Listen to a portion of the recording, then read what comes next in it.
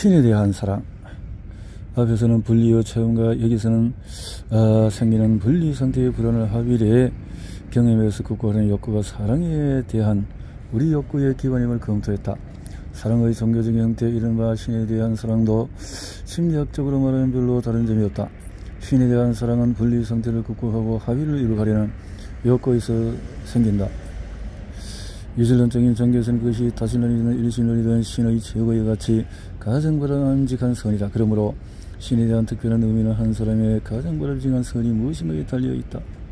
우리가 알고 있는 한 인류의 발달은 자연으로부터 어머니로부터 피와 땅의 속박으로부터 인간이 탈출한 데에 특징이 있다. 인간 역사의 시초에 인간은 자연과의 본래의 합의로부터 내던져지기는 했지만 아직도 이러한 원초적인 결합에 집착하고 있다. 인간은 이러한 원초적인 결합으로 거슬러 올라가거나 또한 이러한 원초적인 결합에 집착함으로써 자신의 안전을 찾아낸다. 인간은 아직도 동물의 나무의 세계와 일체감을 갖고 있고 자연의 세계와 하나로 남음으로써 합의를 발견하려고 한다.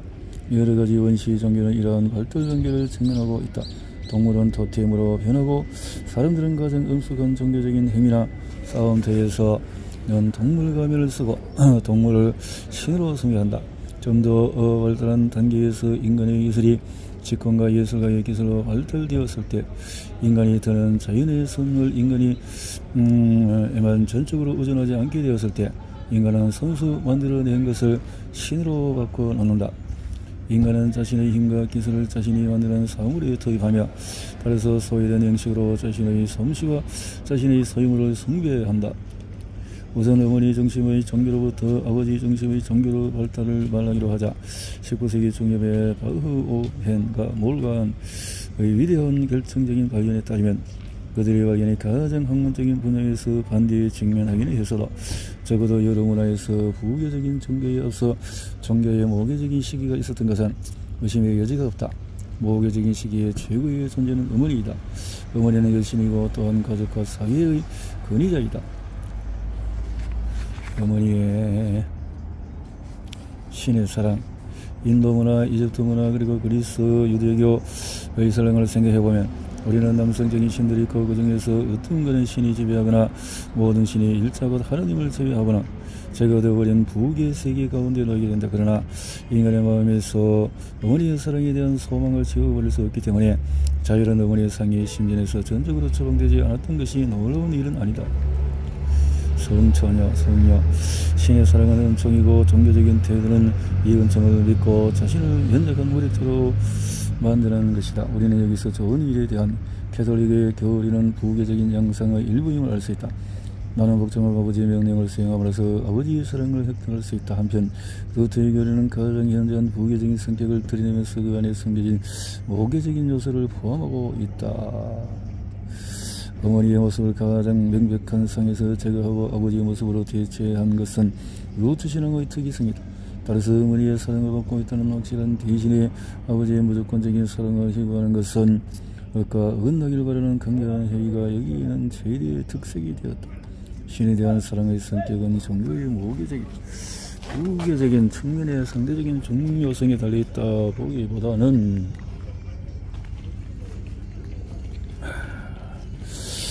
나는 아버지를 올바르게 엄격하게 또 아버지는 벌어주고 상을 주며 마침내 나를 그의 가장 사랑하는 아들로 선택할 것이다.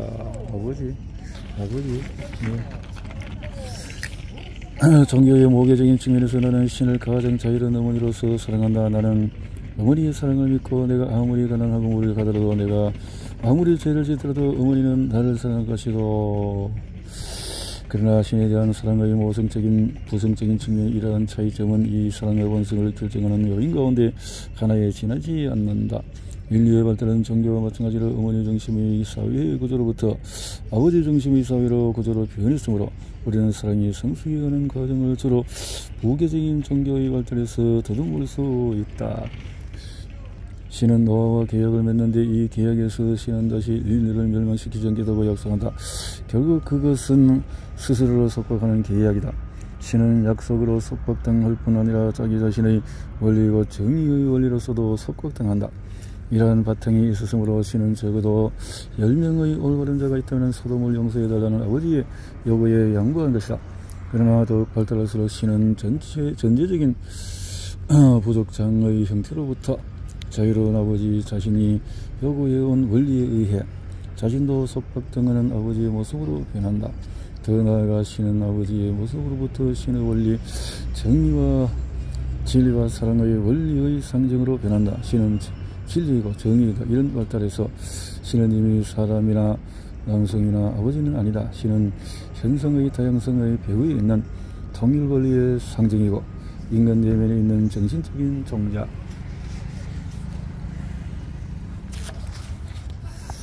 로부터 피어날 꽃의 상징이다. 신은 이름을 가질 수가 없다.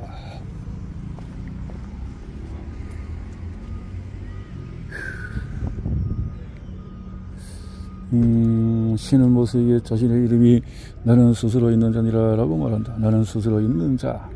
신은 유한하지 않고 사람이 아니며 존재가 아님을 의미한다. 이 문장의 가장 적합한 번역은 다음과 같다. 그들에게 나의 이름이 없다는 것이다.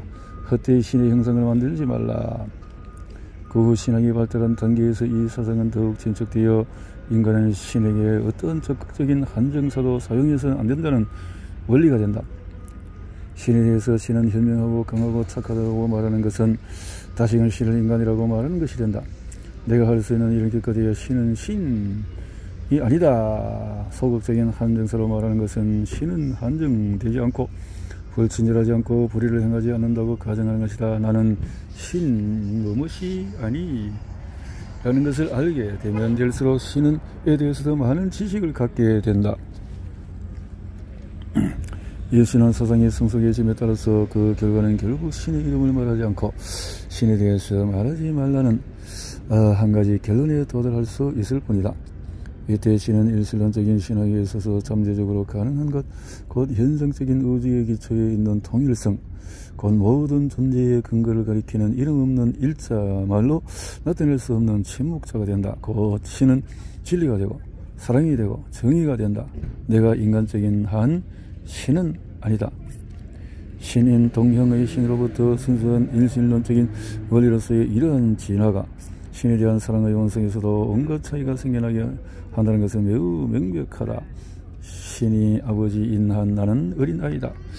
나는 전지전능에 대한 전표적인 욕망으로부터 완전히 벗어나지 못했다. 나는 아직도 인간으로서 나의 한계의 무력함을 깨닫는 객관성을 획득하고 하지 못했다. 나는 아직도 어린아이처럼 나를 구해주고 지켜주고 나에게 벌을 주는 아버지, 내가 복종할 때 나를 좋아, 내가 찬미하면 기뻐하고 내가 복종하지 않으면 화를 내는 아버지가 있어야 한다고 주장한다. 참으로 종교적인 사람은 만일 그가 일신론적인 관념의 본질이 따른다면 어떠한 일을 위해서도 기도하지 않고 신에게 아무것도 기대하지 않는다. 그는 어린아이가 아버지나 어머니를 사랑하듯이 신을 사랑하지 않는다. 그는 신에 대해서는 아무것도 알지 못한다는 것을 깨달을 만큼 자신의 한계를 느끼고 있어서 겸손하다. 그에게 신은 인간 신화의 초기 단계에서 인간이 갈망하던 모든 것, 정신세계의 영역을 나타내는 상징이고 사랑과 진리와 정의의 상징이다.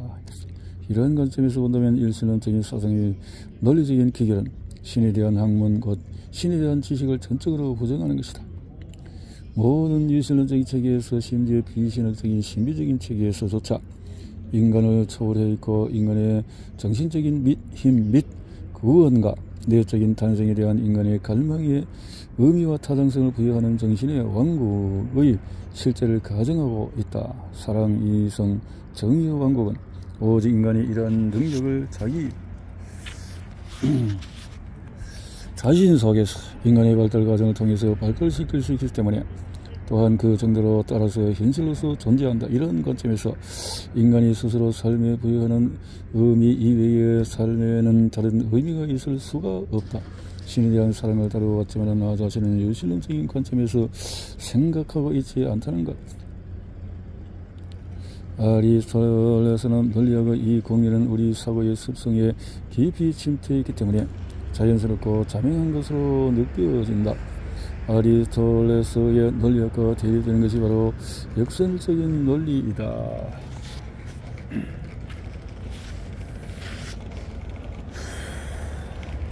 아리스도 텔레스 논리학과 역설적인 논리학의 차이를 더 상세하게 설명하는 것은 체계를 범위를 넘어서는 일이기는 하지만 이 원리를 좀 더 알기 쉽게 만들기 위해 몇 가지 설명을 더 붙인다. 헤라클라이토레스의 철학이 처음으로 철학적으로 표현되어 있다. 상반되는 것 사이의 투쟁을 모든 존재의 기초로 보았다. 노자 철학에서는 같은 사상이 좀 더 시적인 형식으로 표현되어 있다. 도교의 역설적인 사고의 특징적인 예는 다음과 같은 말에서 볼 수 있다. 무게는 가벼움에 버리고 정기는 운동의 지배자이다. 인도인이나 소크라테스의 사고에서 마찬가지로 노자의 사고에서도 우리는 사고가 도달할 수 있는 최고의 단계는 알 수 없다는 것이다. 노자가 말한 것처럼 밟고 걸어갈 수 있는 도는 영원하고 변하지 않는 도가 아니다. 명명된 이름은 영원하고 변하지 않는 이름이 아니다. 혹은 다르게 표현하면 우리는 그것을 바라보지만 그것을 보지 못하고 우리는 그것을 한결같은 것이라고 명명한다.